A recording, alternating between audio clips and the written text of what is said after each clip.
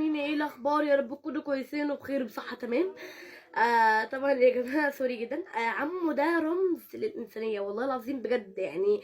حابه اقول له لو الفيديو ده ظهر لك او قدامك دلوقتي انا بشكرك جدا جدا جدا. انا للاسف الشديد طبعا اكيد ما عرفتش اسمه، لكن تحياتي ليه وحابه ان انا اشكره جدا جدا.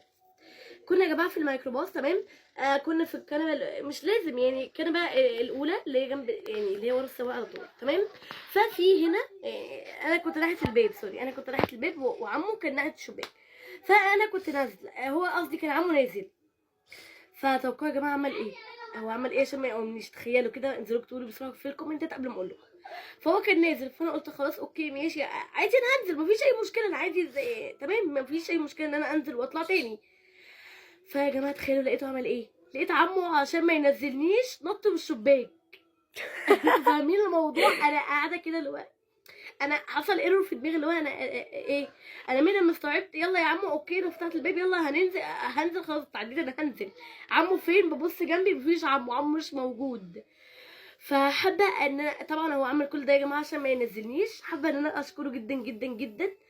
أم سبحان الله. بصوا يا جماعه لسه في ناس جميله قوي، لسه في ناس الدنيا لسه بخير. لسه فعلا يعني الحمد لله.